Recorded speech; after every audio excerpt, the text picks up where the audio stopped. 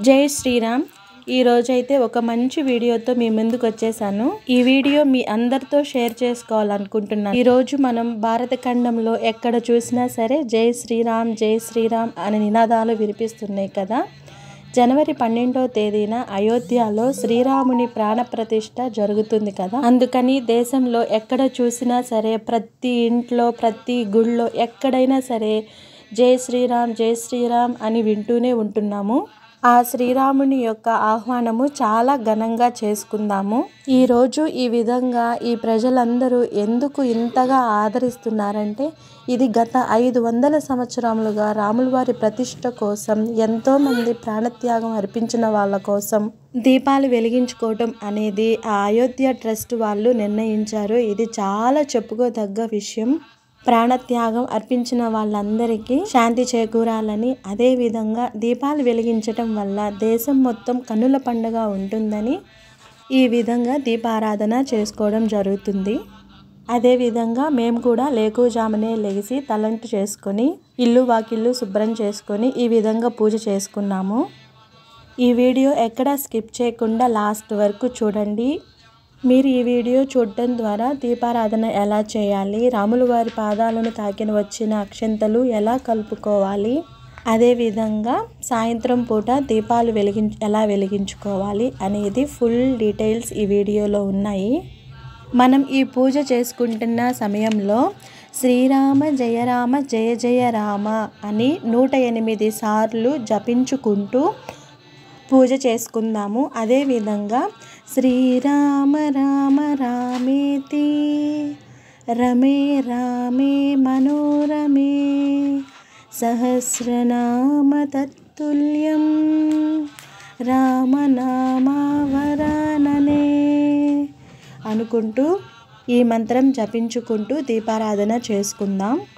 పూర్తిగా భక్తి శ్రద్ధలతో రాముల వారిని ఘనంగా మన ఇంట్లోకి ఆహ్వానించుకుందాం. 2 దీపారాజన కుందులు పెట్టుకొని ఒక్కొక్క దానిలో 2 ఒత్తులు వేసుకొని దీపారాజన చేసుకుందాం. ఇదే విధంగా సాయంత్రం వేళలో కూడా దీపారాజన చేసుకొని 5 దీపాలతో దీపారాజన చేసుకోవాలి. మన ఇంటినే అయోధ్య లాగా భావించుకుంటూ నిష్టగా శ్రీరాముడికి ఇష్టమైన సేమియా, కేసరి, వడపప్పు, పానకం ఈ విధంగా ఎవరికి కుదిరినట్లుగా వాళ్ళు సమర్పించుకోండి. మన వాళ్ళతో నేను మరొక విషయం షేర్ చేసుకోవాలనుకుంటున్నాను. అదేంటంటే జనవరి 22వ తేదీనే అయోధ్యలో రాముల వారి విగ్రహాన్ని ప్రాణప్రతిష్ఠ చేయటానికి కారణం రాముల వారు అయోధ్యలో మృగశిర నక్షత్రం రోజున జన్మించారు. జనవరి 22న మృగశిర నక్షత్రం ఉంది. అందుకే ఆ రోజున రాముల వారి విగ్రహానికి ప్రాణప్రతిష్ఠ చేస్తున్నారు. గత 500 సంవత్సరాల తరువాత మళ్ళీ మనకి రామరాజ్యం ఘనంగా వస్తుంది. మనకి అందుబాటులో ఉన్న విధంగా పూలు కానీ పండ్లు కానీ శ్రీరాముల వారికి సమర్పించుకుందాం. ఎవరికి శక్తికి తగ్గట్లు వాళ్ళకున్న సమయాన్ని బట్టి రాముల వారికి నైవేద్యం సమర్పించుకోండి. మేమైతే రాముల వారికి ఎంతో ప్రీతికరమైన సేమియా, కేసరి, వడపప్పు, పానకం సమర్పించుకున్నాము. అదేవిధంగా శ్రీరాముడి వారి పాదాలకి తాకిన అక్షంతలు ప్రతి గడపకి పంపించడం జరిగింది కదా.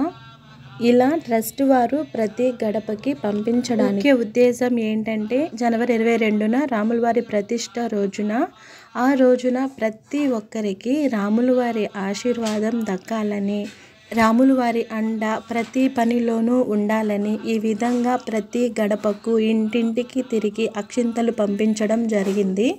అలాగే ఈ రాముల వారి అక్షింతలు ఎలా కలుపుకోవాలి అనేది కూడా చాలామందికి సందేహం ఉండుంటుంది. అలాంటి వాళ్ళ కోసం ఒక ప్లేట్లో కొంచెం బియ్యం తీసుకొని అందులో 1/2 టేబుల్ స్పూన్ పసుపు వేసుకొని అందులోనే కొంచెం ఆవు నెయ్యి వేసుకొని వీడియోలో చూపిస్తున్న విధంగా కలుపుకోవాలి. ఇప్పుడు ఇందులో స్వామివారి దగ్గర నుంచి వచ్చిన అక్షంతలు ఇందులో కలుపుకొని రోజు ఉదయాన్నే బయటికి వెళ్ళే సమయంలో 2 అక్షంతలు తల మీద వేసుకుంటే మంచిదని నమ్మకం. అప్పుడప్పుడు మనం ఈ విధంగా అక్షంతలు కలుపుకోవటం వల్ల రాముల వారి పాదాలు తాకిన అక్షంతలు మనం తరతరాలకి కూడా ఇవ్వగలము.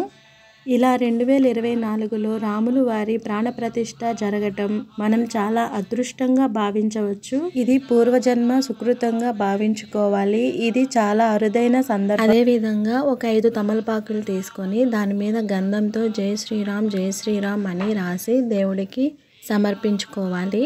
ఉదయాన్నే ఏ విధంగా అయితే మనం ఇంట్లో పూజ చేసుకున్నామో అలానే సాయంత్రం వేళలో కూడా అదే విధంగా చేసుకోవాలి. ముందు దీపారాధన చేసుకొని నైవేద్యం సమర్పించుకొని తర్వాత 5 దీపాలు వెలిగించుకోవాలి. చాలామందికి ఉన్న డౌట్స్ ఏంటంటే 5 దీపాలే ఎందుకు వెలిగించాలి, ఎలా వెలిగించాలి, దీపాలను వెలిగించిన తర్వాత ఎక్కడెక్కడ ఆ దీపాలను ఉంచాలి, అదేవిధంగా సాయంత్రం వేళల్లో ఎలాంటి సమయంలో మనం దీపాలు వెలిగించుకోవాలి అనేది కూడా చాలామందిలో ప్రశ్నలుగా ఉన్నాయి. ఈ ప్రశ్నలన్నిటికీ సమాధానం తెలుసుకుందాము. చాలామందికి అందుబాటులో ఉన్న విధంగా మట్టి ప్రమిదలు కానీ, ఇత్తడి ప్రమిదలు కానీ, పిండితో తయారు చేసిన ప్రమిదలు కానీ ఒక 5 ప్రమిదలు అయితే తీసుకోవాలి. ఆ ప్రమిదలను శుభ్రంగా చేసుకున్న తర్వాత వాటికి 5 గంధపు బొట్లు, కుంకుమ బొట్లు పెట్టుకోవాలి. కింద తమలపాకు వేసుకోవాలి. ఇందులో నూనె వేసుకోవాలి. మీకు ఇంకా అందుబాటులో ఉంటే ఆవు నూనె సమర్పించుకోండి, ఇంకా చాలా మంచిది. ఈ విధంగా అన్నిటిలో ఆవు నూనె వేసుకున్న తర్వాత 2 ఒత్తులని ఒక ఒత్తుగా కలుపుకొని ఆ ఒత్తులకి ముందు కొంచెం ఆవు నూనె తాకించుకొని వెలిగిస్తే దీపాలు బాగా వెలుగుతాయి. ఈ విధంగా దీపాలు వెలిగించుకోవాలి. అదేవిధంగా మరొక ప్రశ్న ఏంటంటే సాయంత్రం వేళలో ఏ సమయంలో మనం వెలిగించుకోవాలి అనేది కూడా ముఖ్య ప్రశ్న. ఎప్పుడు వెలిగించుకోవాలంటే ప్రాణప్రతిష్ఠ జరిగిన రోజున సాయంత్రం సూర్యాస్తమి అయిన తర్వాత దేవుళ్ళకి ప్రసన్నం చేసుకోవటం కోసం సాయంత్రం వేళలో 6 గంటల సమయానికి దీపాలు పెట్టుకోవాలి. మరొకటి ఏంటంటే ఈ 5 దీపాలు ఎక్కడ పెట్టుకోవాలి అనేది కూడా ప్రశ్న. 2 దీపాలను దేవుడి మందిరంలోనే ఉంచాలి.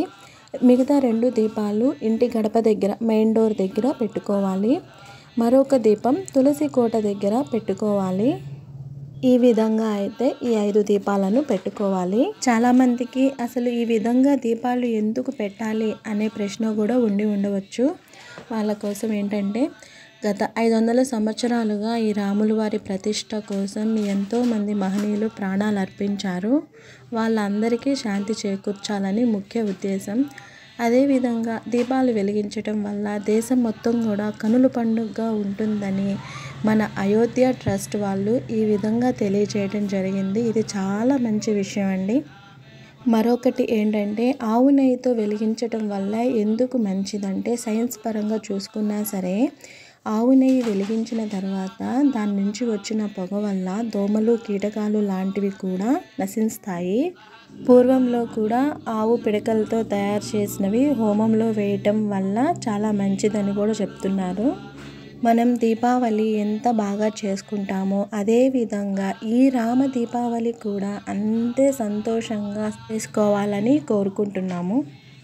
ఈ పూజ జరుగుతున్న సమయంలో హనుమాన్ చాలీసా చదువుకోవటం కూడా చాలా మంచిది. సాయంత్రం వేళల్లో ఇంట్లో పూజ అయిన తర్వాత మన ఇంటి దగ్గర సమీపంలో ఉన్న రాముల వారి గుడి ఏదన్నా ఉన్నట్లయితే ఆ గుడి దగ్గరికి వెళ్ళి దర్శించుకొని జై శ్రీరామ్ అంటూ నినాదాలు చేసుకుంటూ శ్రీరాముడి పాటలు పాడుకుంటూ శ్రీరాముడిని స్మరించుకుందాం.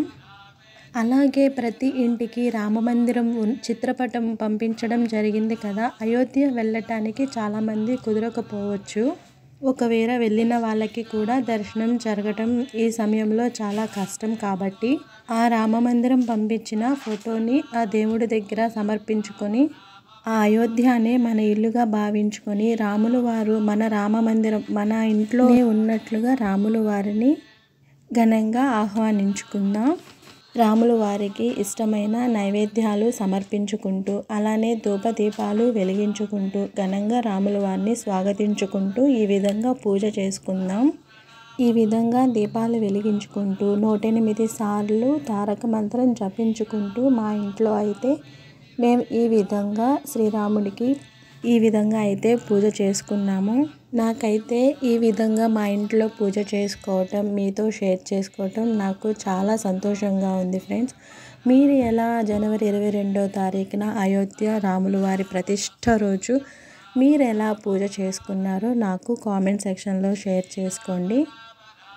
ప్రతి ఒక్కరికి రాముల వారి ఆశీర్వాదం అండ ఎల్లవెల్లలా ఉండాలని మనస్ఫూర్తిగా కోరుకుంటున్నాను. జై శ్రీరామ్, జై శ్రీరామ్, జై శ్రీరామ్.